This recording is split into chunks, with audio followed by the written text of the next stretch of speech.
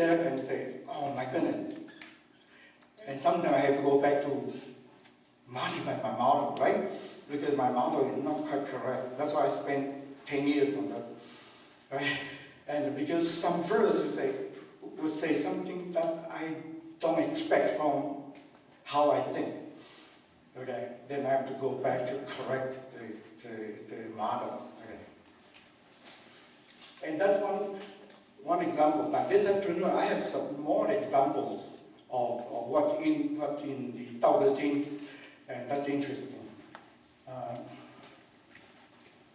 So now I come up with something I call the principle of oneness, and I mentioned it in Wikipedia, right?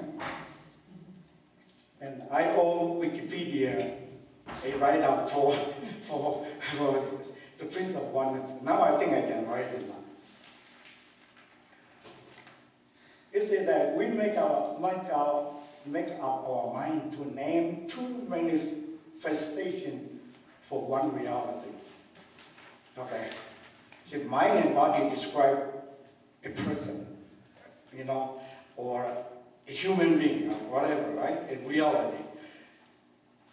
Each manifestation represents a whole and the same reality, and so on. And this is the same time and all the time. So we must not discuss each mode as separate, independent reality. Okay. Now, the essence of this one is said by Parmenides. You know, Parmenides, pre-Socratic philosopher, he had a sentence, a verse very similar to this one, and I don't know why that verse has been the most difficult one in his words, his whole own nature, the article that he wrote, and that people couldn't figure out what he was saying. And then that messed up the rest of it, okay? If you go back to read it, you will see this is in the verse like 8, one of the key things in verse 8, and that's very difficult to decode. So now, this one is by Hilary Putnam. I think he is a philosopher, professor in UC or somewhere, University of Chicago, or I think he's somewhere out in California. I don't really know. Oh, by the way, I learned philosophy backward, okay? I look at Lao-tzu, and then suddenly I need to learn about this philosopher, this another philosopher, then I go back to read their book, right? Okay, so I have no formal training in philosophy, and that was an advantage, I guess. He said that while I am reasonably convinced that my view is the correct one, I shall add that I am by no means certain. That's all. What happened is this philosophy, this principle of oneness, okay, appear in Greek philosophy, Indian philosophy, and modern science, okay, and also in many Western philosophers, like Dewey, right, like Russell, like Whitehead, like all the famous guys. They say something. Somewhere at some time in their career, they say the same thing. Okay. And what I have been reading, that Nagarjuna, right? Okay. And because Nagarjuna used not this, not that, right? You know, to say what the reality is. I can say everything in the conventional level is not real, right? The next level up is real. Now, that's still not quite correct, okay? Because the real one, like a real mind, a real body, depend on your experience already with mind and body in the lower level, right?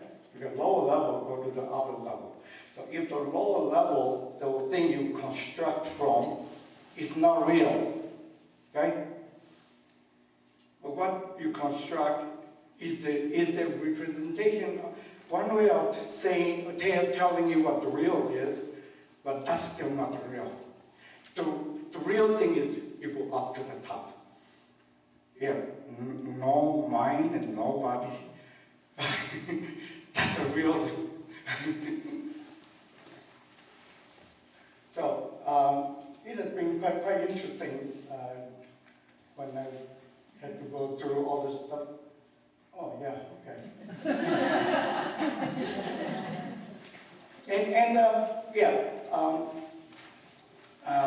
This afternoon, of course, I should have said in the beginning, I hope you ask questions so I know, I know you might wander off somewhere. We are going to look at some of the verses, right? And I would like you to tell me, say, hey, I want to know this one, and that one, how you interpret which one, okay? And I still get stuck once in a while, okay, in the interpretation of some spot, but I think I can probably tell you how the theory can be applied to different verses. And I will do one commercial this afternoon. if you're coming, okay, I'll tell you chicken and egg. Okay? Okay? Chicken and egg. Okay? Is that a problem? Okay? I'll tell you from now on, if you come this afternoon, from now on, you won't have a problem. And one famous paradox in Chinese philosophy is white horse is not horse. Right? Anyone know this? Okay, this is like a 2,000 years old. And this guy came up and said, white horse is not horse. And nobody can prove him wrong. You know, because he said white horse is not horse. Okay, so that would be a bonus this afternoon. Okay, any question? Yeah? I just want a reaction here. The other day, this is in the chicken and the egg idea. I went to a restaurant and I ordered maybe a chicken and an egg. And I waited to see which one would come first. They came at the same time.